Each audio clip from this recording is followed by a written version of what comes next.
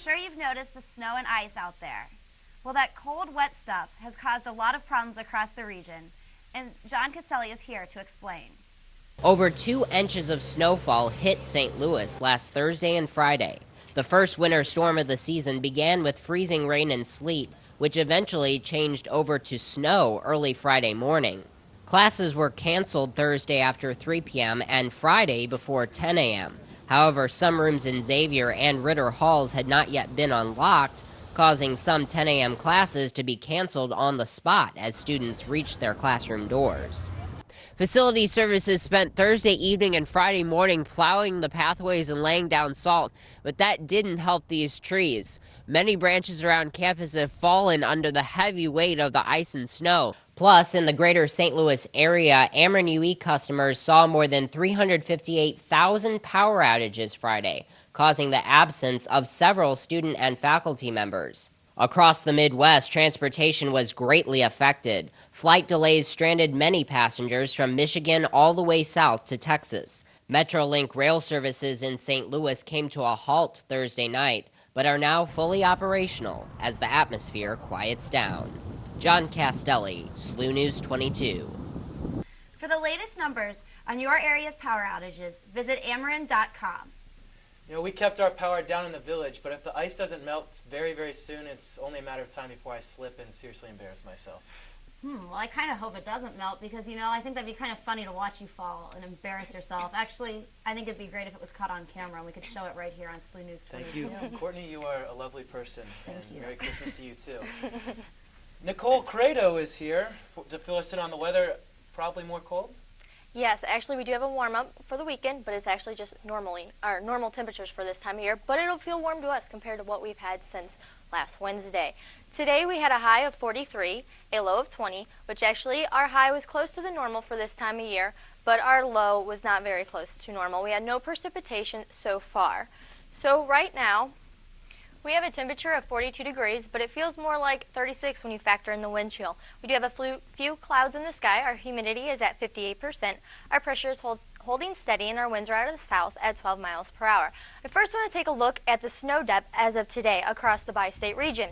This is very significant, seeing how we had our storm, which was last Thursday into Friday, still across the bi-state region. In Missouri, you can see we still are ranging from 2 to 4 inches of snow on the ground. Up in Illinois, it ranged from anywhere from 2 inches to 16 inches. Now, taking a look outside, you can see that most of the region, the central and southern parts of the United States, is under clear skies, and most of our cloud cover and moisture is well off to the north. The reason for this is pretty much everybody is dominated by high pressure.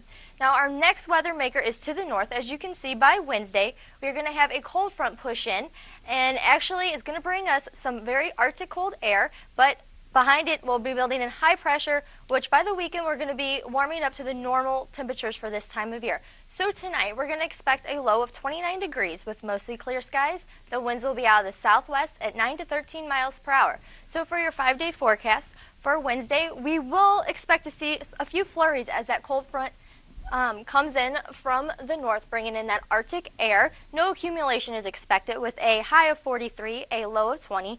For Thursday, it'll be partly cloudy skies. We're going to reach a high of 24. Friday, we're going to have sunny skies with a high of 34. By Saturday, we are going to see that warm up to 45, which is our normal temperatures for this time of the year, but will feel mighty good to us since we've been freezing the last couple of days. And by Sunday, 47 degrees. So guys, if we get through Friday, it looks like we'll be in normal temperatures for next week, and it'll be good studying weather. Thanks, Nicole. I'm glad to hear that at least it'll be warming up a little bit. Aren't you, Brent? Yeah, absolutely. You know, the weather this weekend was terribly cold, but I'll tell you, it could have been worse. Imagine you were used to the California heat, and you had to spend the whole weekend running around in shorts. That's actually exactly what happened to 2 soccer teams who spent this weekend playing here at Herman Stadium. We'll have the highlights from the College Cup and the rest of the weekend that was in sports right after this break. Welcome back. We've got our sports director, Clayton Bury, here with us once again. Clayton, the Rams seem to have cooled down about as fast as those dropping temperatures last week. It's unfortunate, too, because last week presented the proposition to them of put up or shut up. And with a record of 5-6, heading into Week 13, the Rams needed a victory to stay alive in the NFC wildcard race. And at 11:59 last Sunday morning, one might predict that the Rams would secure that victory. They drew the Arizona Cardinals, who have a record of 2-9 going into that week. The same Arizona team that the Rams beat earlier in the season, and the very same Cardinal team that has not won a single game on the road this year. Well, predictions don't always follow through, and unfortunately for the Rams, the clock struck 12, and the game started. Matt Leinart and the Cardinals in the Edward Jones Dome playing the role of spoiler this weekend. First drive, they don't mess around. 1-yard touchdown run from Marshall Shipp, who's going to have a big day, folks. That would cap a 13-play, 90-yard drive, put the Cardinals up 7-0. And here they are in the second first, same as the first. Leinart to Fitzgerald on the 11-yard touchdown pass to put the Arizona Cardinals up 14-3, and they would go into half leading 17-3. Third quarter now, and here come the Rams. Mark Bulger with the pass. There the Rams. Pass from 15 yards out to Torrey Holt. Draw the Rams within 7. We got a game. 17-10 Arizona going into the fourth. But faster than you can say the Rams have no run defense, Marshall Shipp shows you the Rams have no run defense. 6 yards out, puts it in to bring the Cardinals back up by 14. Arizona leads 24-10, and that's how the third quarter would end. Fourth quarter now. Bulger driving. He's looking to deal. He passes to Steven Jackson, who says, unfortunately, Rams fans most likely saying the same thing. Intercepted by David Macklin, who takes it 56 yards back deep into Rams territory, and that is going to set up this play for the man of the day, Marshall Shipp. Told you he'd have a big day, folks. His third rushing touchdown of the day, 6 yards out. That's going to seal the game, puts the Cardinals up 30-13, 31 with the extra point. They go on to lead 34. They go on to win 34-20 and end all hope of the playoffs this year for the St. Louis Rams. Well, the Rams were not the only team that needed a win last week to keep in playoff contention. The Dallas Cowboys, too, had a big game in their sights last weekend as they traveled to the division rival New York Giants. This game would decide first place in the NFC East and provide a leg up in the race for a playoff berth. Now, legs and playoffs in the NFL often go hand in hand, where kickers are the butt of the joke every regular season game. They suddenly become heroes in the playoffs. And this makes you wonder why head coach Bill Parcells of the Dallas Cowboys opted to release Mike Vanderjagt, statistically the most accurate kicker in the NFL, in favor of a kicker who has attempted just one field goal this season. Now, would that be a good decision? We'll find out as the season goes on, but there should be some indication of that answer in this game. Well, I told you there might be a big kick in this game, so why don't we just take it to the fourth quarter? Inside the 15, Manning, touchdown pass to Plaxico Burress to tie the game. Now it's going to give Dallas the ball back with a tie game with under a minute left. They're driving. Romo with the ball. He's rolling. He's looking, and he finds big man Jason Witten in between two defenders for the catch to take him inside the 30-yard line. 50 seconds left. Tie game. What's going to happen? It's going to be a field goal, right? It's got to be a field goal. Martin Gramatica, here's his big chance. He missed his first field goal today. Can he make his last? Snap's good. Holds good. Kick is up, and it is great. Straight through the uprights. Dallas goes up 23-20 in the final seconds of the game. Mr. Tuna looks like a smart fella right there, I tell you. Here's the replay one more time.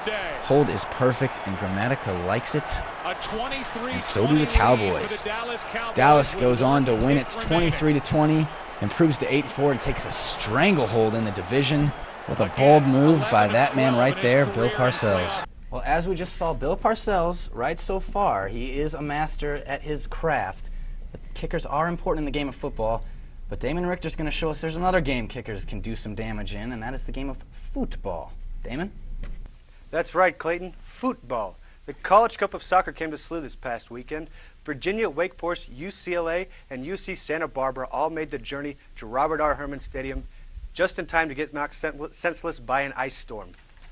After Friday's games were postponed until Saturday, UCLA soundly dispatched Virginia 4-0 to earn a date with UC Santa Barbara, who had narrowly defeated Wake Forest 4-3 on penalty kicks.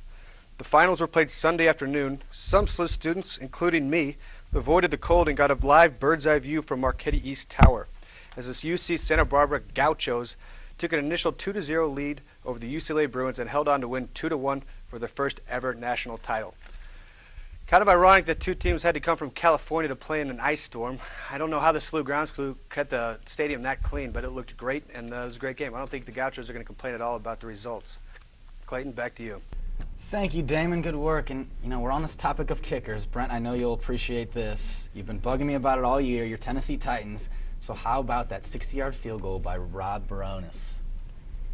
It was a beautiful thing, and I appreciate it. Finally, after weeks of pleading, the Titans are on the show. Yeah, there you go. There you go. Thank you. Thank you very much. If you've been too stressed with finals coming up to get in that holiday spirit, see how SLU's been ringing in the Christmas season coming up after the break.